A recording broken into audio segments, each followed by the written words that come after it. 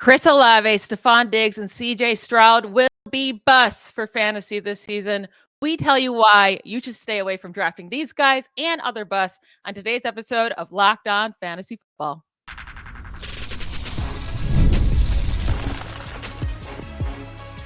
You are Locked On Fantasy, your daily NFL fantasy podcast. Part of the Locked On Podcast Network, your team every day. Welcome into the Locked On Fantasy Football podcast. I want to give a big warm welcome to all of our new listeners here to prepare for 2024 fantasy drafts. We're getting so close to the season. We're so excited to help you draft the best possible team that you can, and then also help you maneuver all your roster moves throughout the season to help you get that trophy at the end of the year. For those of you who are new, I'm one of your co-hosts, Michelle Magdziuk, and when I'm not doing this, I'm a researcher and fantasy analyst with NFL Network. And I'm your other co-host, Vinnie Iyer, and I'm not doing this. I'm writing about NFL fantasy and betting for sportingnews.com. Today's episode is brought to you by LinkedIn. LinkedIn Jobs helps you find the qualified candidates you want to talk to faster.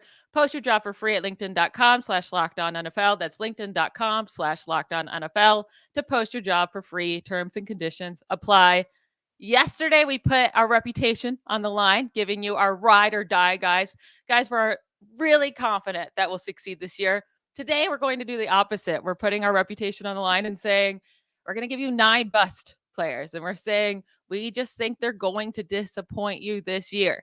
In fantasy, right? It doesn't mean we don't like them in the NFL or how they are as players or people. We just think for fantasy, especially at their cost, they're going to disappoint you. So Vinny and I will each give you our own wide receiver, running back, and quarterback that we believe will bust this year. And then also we'll have our podcast bust, a player that we both agree on at each position will bust this year.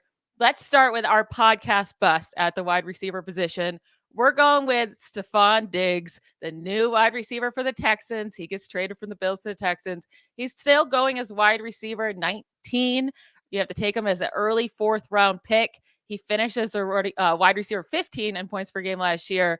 He's turning 31 this season. And last year, we just kind of saw the wheels come off. Vinny, discuss further why we think Stefon Diggs will be a bust this year.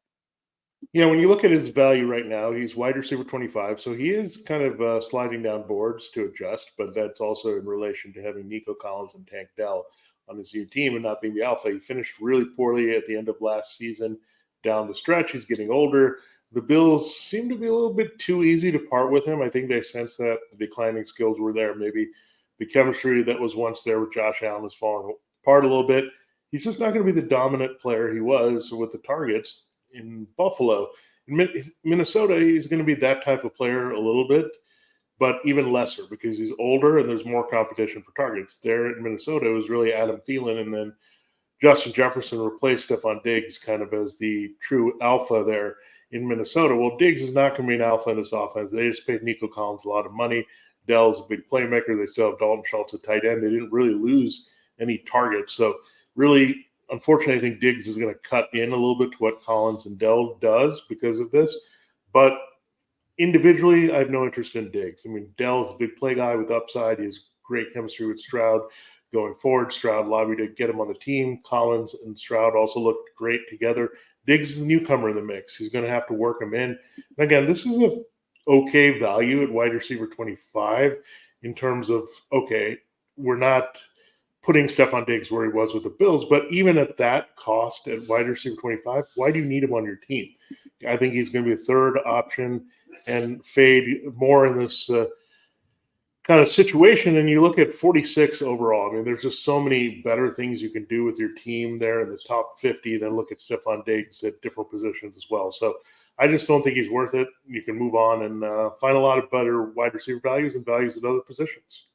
Yeah, it's just not. I mean, last year, 160 targets, 107 receptions. He just consistently was peppered with targets with the Bills. That's not going to happen with the Texans. And there's too many guys going after him that I think have higher upside, same floor, like Devonta Smith, Malik Neighbors, who I love, Amari Cooper. Like, they're all going after him. I would much rather those guys than Stefon Diggs. Now, my bust guy is at wide receiver is Chris Olave. So it's not even so much that I think he's going to be terrible this year, but I definitely don't see him as a top 12 guy, and that's where he's being drafted. He's being drafted as the wide receiver 12, going 23rd overall as well. So you have to take him late in the second round. Maybe he falls to the early third round, but that's just too high for a guy that I think is going to be pretty mediocre. He was the wide receiver 21 in fantasy points per game last year, 43rd in points per game among all non-quarterbacks, right? And now he's going 23rd. That's almost like they cut it in half and said he's going to get double the times better. And I don't really see why he would do that. Nothing's really changing. And this, I guess they got a new play caller, but I don't think that's going to change all that much for Chris Olave's targets. He got a lot of targets last year, nearly 140. The touchdowns have not come to him throughout his career. 4 touchdowns as a rookie, 5 in his second season. He still has Derek Carr as his quarterback. Derek Carr just doesn't throw a lot of touchdowns ever. I think Rashid Shaheed could have a nice breakout year as well. He's going to get more targets. They plan to use Taysom Hill a lot. Like I think they're going to run the ball a lot too. So I'm just not excited about him. He didn't have a single top 10, or no, sorry, he had one top 10 finish last year, and that was wide receiver 9. That's the only week that he had a top 10 finish. He had 0 games with 100 plus receiving yards and a touchdown last year. Like he just doesn't offer the upside to be taking him at wide receiver 12 cost. I'm out on him completely. I think he's a low end wide receiver 2 that's being taken as a wide receiver 1. Yeah, and then you look at the overall cost of wide receiver 10, but also around 17 overall. In the top 20, is he a top 20 performer? Michelle just said he wasn't a top 20 wide receiver in average scoring last year. So that would say, no, you don't want to go in that direction. I think Olave is a little too expensive. And that's the bottom line is I don't think too much is going to change. As Michelle mentioned, Derek Carr, they have an okay chemistry, but they were a little off last year. I don't know if that can suddenly improve. Maybe Derek Carr was a little jarred out of that situation in Las Vegas where he was looking good with Devontae Adams and he had Darren Waller. I didn't feel that same vibe between him and Olave last year. So, and you could have a quarterback change at some point. I mean, Derek Carr, they could just turn the page and say, hey, we're done. It's not looking good here for the long-term future. Dennis Allen is on the hot seat a little bit. And Clint Kubiak's offense might be a little different with run-oriented style of play here with the rushing attack kind of complementing what they hope have on defense here. So, I don't see Olave getting the right efficiency out of his volume here with Derek Carr. Now, my guy is very similar. He's a first-round pick from a few years ago as well. He went ahead of Olave. He's also in the NFC South, Drake London. He's going a few spots after Olave at wide receiver 12, 21st overall. This is very rich. I mean, this is putting him up with Garrett Wilson. This is the guy that you can kind of compare these two guys to. Again, a draft classmate, or you go later and you see Zay Flowers as being a better value there from the Ravens or as a young receiver there. So when you look at Drake London again, is he going to be that good in relation to Marvin Harrison Jr. and Garrett Wilson? Same thing with Olave. Probably not. And you're going 21st overall, top 25 pick on this guy. So I think I'd just be buyer beware. I know he's the top receiver there with the Falcons, and you get Kirk Cousins, and there's a lot of hype for that, but maybe a little bit too much hype. This is causing for a big, big jump in his production. Maybe that isn't there. And keep in mind, Kyle Pitts is going to be a big factor. These other receivers are going to be a big factor. Drake London has to show a little bit more. He's a big target, but inconsistent in using his hands and finishing in the red zone, inconsistent in stretching the field as well. So Drake London is a pretty good talent to me. I don't think he's an elite talent the way that I see Garrett Wilson in that class. So I say, okay, Drake London at wide receiver 12, again, a little too rich for me. And yeah, that's it. I just don't want to have these guys as the first wide receiver that I put in my starting lineup, Olave or London. I would be nervous about Drake London being my wide receiver 1. I wouldn't call him quite a bust. Like I do expect him to have a really nice season with Kirk Cousins. I mean, it's really hard to find wide receivers that are like the only wide receiver on their team, and that kind of feels like what it is for the Falcons right now. So I'm not as off of him as you are, but he's definitely a risky pick. I would much prefer though to take that risk on Drake London than take Chris Olave. They're going pretty much back to back in drafts. London's going 21st overall. Olave is going 23rd. If I'm taking that, like, I'd rather go for the risk of Drake London. There's things changing for him then, right? Than just go with the Chris Olave, who might be a little bit safer, but doesn't have the upside. Yeah, I just don't think those are pretty high costs for those players. And keep in mind, it's not just the cost for those players, but what you're giving up at other positions. and at wide receiver as well, where you can target some guys a little bit after Jalen Waddle, those type of players that are in position for a big rebound here coming off injuries. So should be exciting to see if those picks really come through for us and our guys that we picked yesterday at wide receiver. We'll get into our running back bus in our next segment, however, and some big names there as well to ponder while you're making your draft plans. Yeah, but before we get into that, I want to talk about one of our awesome sponsors, eBay Motors. Passion, drive, and patience, the formula for winning championships, is also what keeps your ride or die alive. eBay Motors has everything you need to maintain your vehicle and level it up to peak performance. Superchargers, roof racks, exhaust kits, LED headlights, and more. Whether you're into speed, power, or style, eBay Motors has you covered with over 122 million parts for your number one ride or die. You'll always find exactly what you're looking for. And with eBay Guaranteed Fit, your part is guaranteed to fit your ride every time or your money back. Because with eBay Motors, you're burning rubber, not cash. With all the parts you need at the prices you want, it's easy to make your car the MVP and bring home huge wins. Keep your ride or die alive at ebaymotors.com. Eligible items only. Exclusions apply. eBay Guaranteed Fit only available to U.S. customers. Okay, to start off here with our podcast running back bust, the guy that we both agree on, it's Travis Etienne. And he finished as a running back 6 in fantasy points per game last year, RB3 overall. It was a nice season for him on the whole. But there was a lot of disappointing weeks in there with a handful of huge weeks. Now he's going as a running back 8, 18th overall on average. Normally I have to take him in the mid-second round.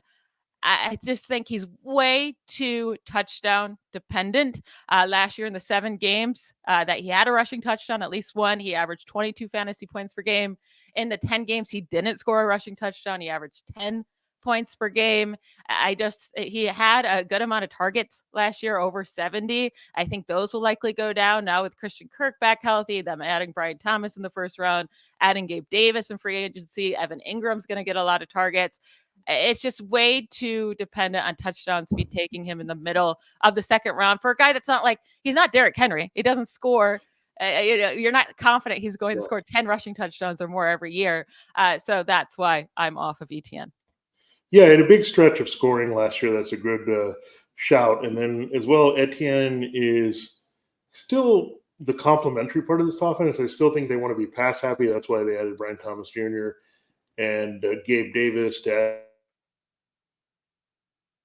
a little bit and get a little bit more dynamic with the passing game downfield. And look, the Tank Bigsby thing didn't work out last year, but maybe he's a bigger factor in year 2.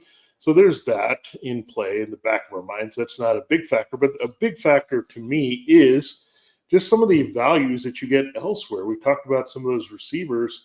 It's right past that Olave London kind of range or right in the middle of that.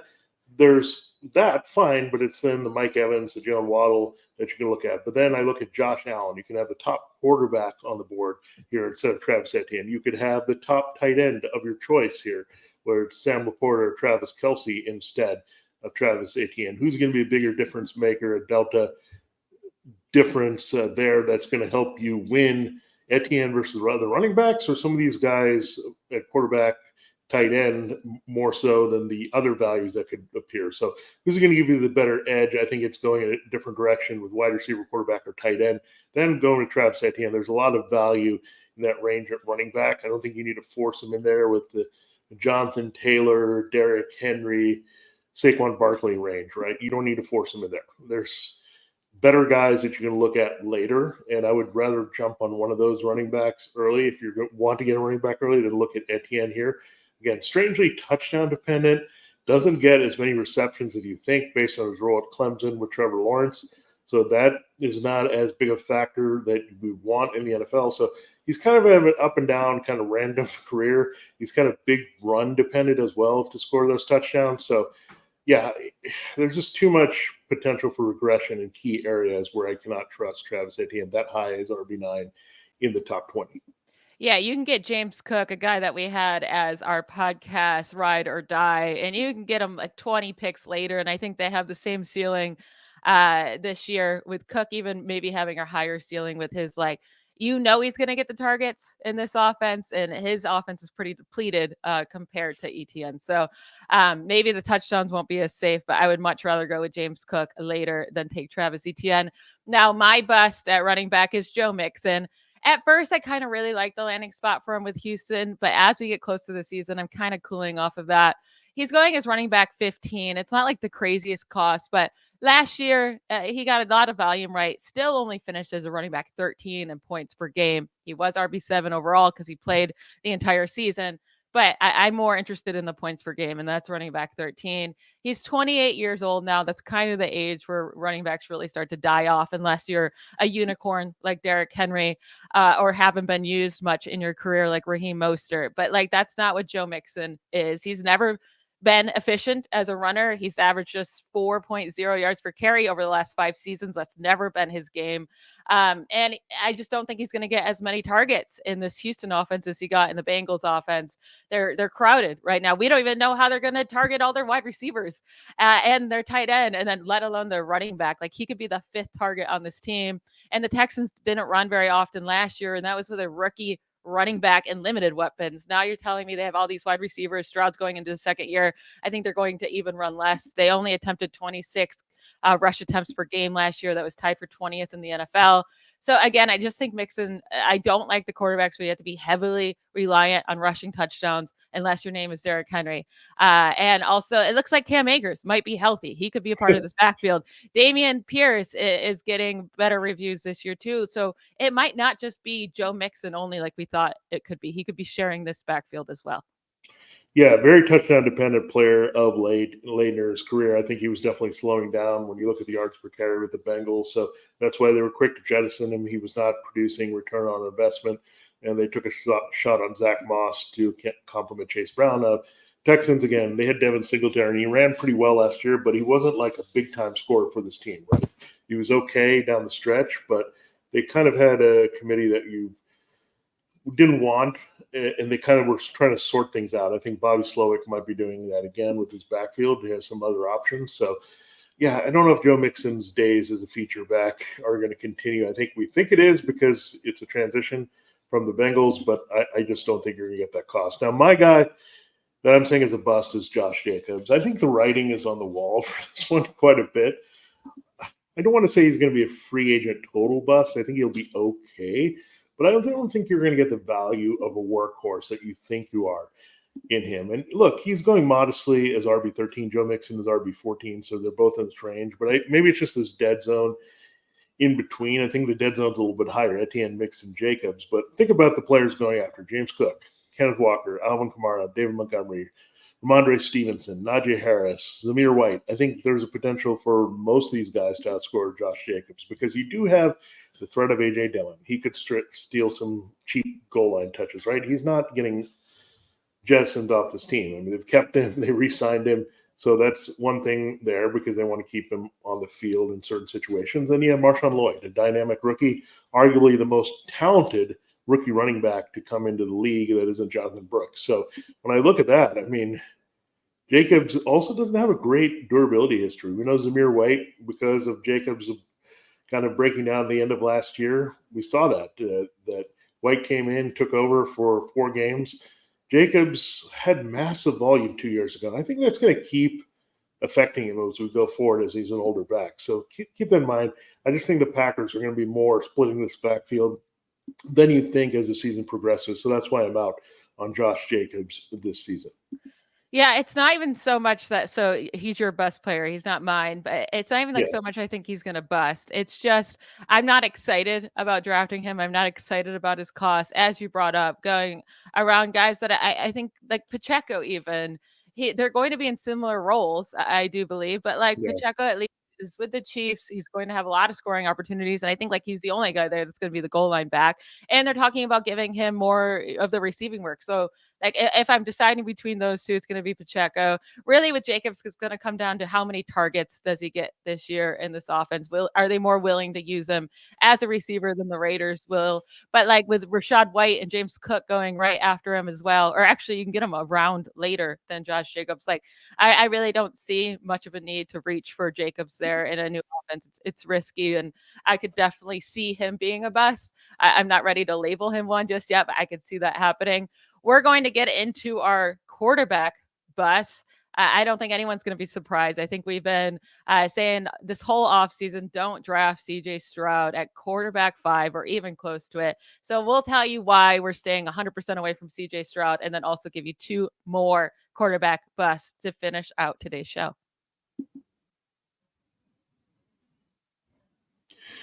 This episode of Locked On Fantasy Football is brought to you by LinkedIn Jobs. LinkedIn Jobs isn't just a job site, it's helping your small business hire the right way. You want to find quality professionals who are right for the role. That's why you have to check out LinkedIn Jobs. LinkedIn Jobs has the tools to help find the right professionals for your team faster and for free. LinkedIn isn't just a job board. LinkedIn helps you hire professionals you can't find anywhere else, even those who aren't actively searching for a new job, but might be open to the perfect role. In a given month, more than 70% of LinkedIn users don't visit the other leading job sites. So if you're not looking on LinkedIn, you're looking in the wrong place. On LinkedIn, 86% of small businesses get a qualified candidate within 24 hours. Hire professionals like a professional on LinkedIn. LinkedIn knows that small businesses are wearing so many hats and may not have the time or resources to hire. So that's why they're making the process easier and quicker for you. 2.5 million small businesses use LinkedIn for hiring. Be one of those as well. Post your job for free at LinkedIn.com/LockedOnNFL. That's LinkedIn.com/LockedOnNFL to post your job for free. Terms and conditions apply. This show is also sponsored by BetterHelp. Comparison is a thief of joy, and it's easy to envy other people's lives. Therapy can help you focus on what you want instead of what others have, so you can start living your best life. I have personally benefited from online therapy over the past few years. It has helped me with my anxiety, irritability. It's taught me positive coping skills and how to set boundaries. It really has empowered me to be the best version of myself. If you're thinking of starting therapy, give BetterHelp a try. It's entirely online, designed to be convenient, flexible, and suited to your schedule. All you have to do is fill out a brief questionnaire to get matched with a licensed therapist, and you don't have to stress because you can switch therapists anytime for no additional charge. Stop comparing and start focusing with BetterHelp. Visit betterhelp.com/lockdown today to get 10% off your first month. That's BetterHelp, HELP.com/lockdown. Our podcast bust at the quarterback position is CJ Stroud. And I love CJ Stroud. I want to get it out there. I think he's going to be a fantastic NFL quarterback. And I live in Houston. I'm very, very excited for him to be here.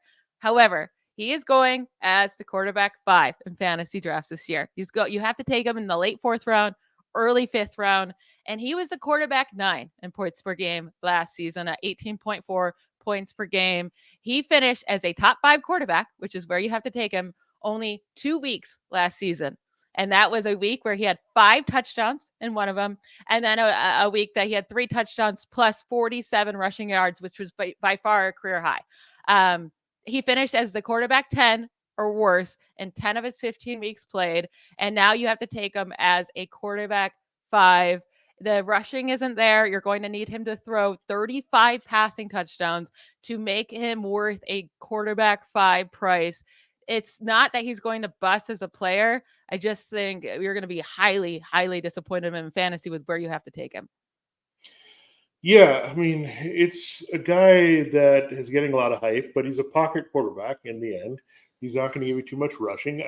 He's going to really distribute the ball well. And I think a lot of this hype is tied to the guy we talked about as our combined wide receiver bust, Stefon Diggs. Okay, so we have Diggs, but again, Diggs is not adding to the mix. He's cutting in to what they already have because, again, the vacated targets, there's not going to be suddenly a spike of 150 pass attempts, right? They're not going to try to just, okay, we're going to pass even more and make it 75-25 here with the extra receiver. And that's sometimes we don't understand that in fantasy in terms of like there's so many passes to go around.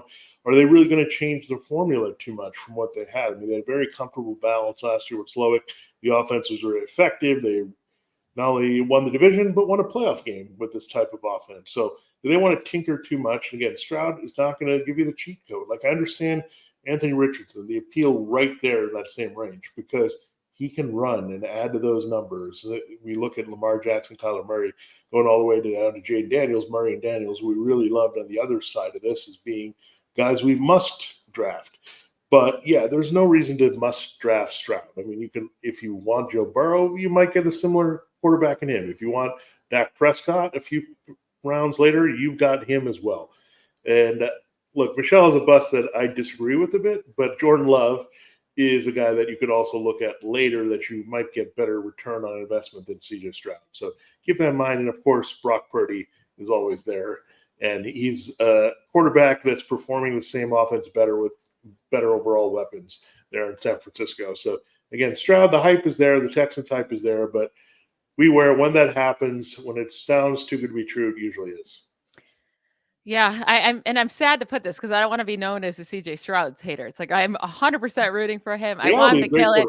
Yeah, but the probability of like what he has to do to finish as a top 5 quarterback as a pocket passer with no really high rushing upside, it's just it's hard to pay that price for him, especially like Brock Purdy. You can get 50 picks later, and they have the same upside. Just if you want a pocket passer, just wait. You can wait and take those guys. Mine is also my bust is also a pocket passer. It's Jordan Love. He's going as a quarterback 9, so not as high as CJ Stroud. And it's not so much that I don't think he can finish as quarterback 9, like we saw him at quarterback 6 last year. That's great. But he was also in a group. So like he wasn't doing what Josh Allen and Hurts and Lamar and Dak were doing. Those guys were all over 20 fantasy points per game. Jordan Love was at 18 points per game. There was a lot of other quarterbacks also right there in the 18 points per game, like Kirk Cousins and Brock Purdy and CJ Stroud, Kyler Murray, Anthony Richardson, even Justin Herbert was at 18 points per game, a little bit under Jordan Love. But like he was in this mixture of group of middling guys that I'm just not going to pay up for that. And also we saw the best circumstances for him ever last year in terms of like the stats he put up from weeks 11 through 18 for a full half of a season. He had a touchdown to interception ratio of 20-1. All right. That's like the best stretch that you can have as a quarterback. Like that's an insane stretch. And he had 3 top 5 quarterback finishes in there. And only one of those finishes was a top 4 finish, right? The rest of them were quarterback 11, 7, 21, 11, and 8. You can't ask for a better stretch than that. And he still wasn't dominating for fantasy. Like it still wasn't there where he was like winning you week in and week out, even though his stat line was crazy in terms of touchdown to interception ratio. And he had no touchdowns taken away from him from running backs last year. The running backs for Green Bay scored 4 times, 4 rushing touchdowns. Love himself had 4 rushing touchdowns. Like that's just not going to keep up. They're going to steal more touchdowns from him. It's not always going to be passing when they get down to the goal line.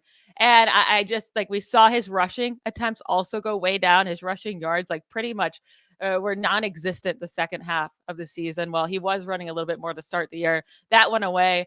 I'm not into taking Jordan Love. He's going right in between Christian Kirk and Terry McLaurin, 2 wide receivers we really like on the show. So I'm not willing to take him at that price. And I don't think he's going to help you win many games.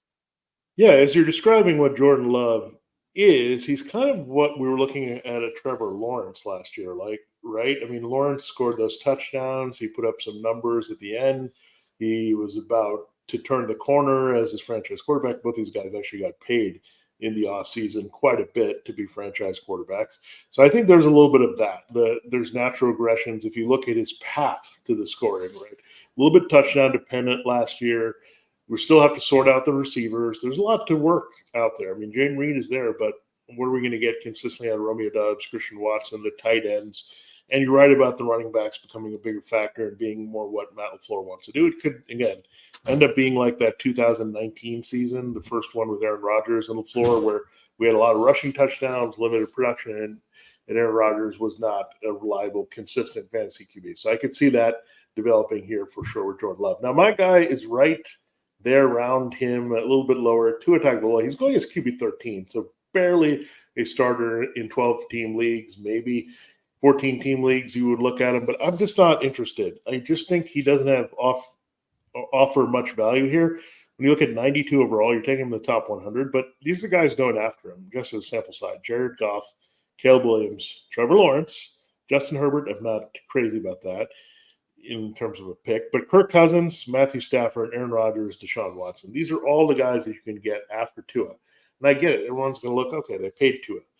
They restructured Tyreek Hill. They paid Jalen Waddle. But what else is there? I mean, are you going to get enough from Jonnu Smith to make this happen as a third target? I mean, they moved on from Cedric Wilson. They've got some mix in that third receiver spot. They're still trying to sort out. I mean, can you sustain yourself with just two receivers? And Waddle necessarily isn't a big scorer. Hill might slow down a little bit with his age. So I don't know. Tua maybe getting paid, is that going to like kind of make him have more pressure?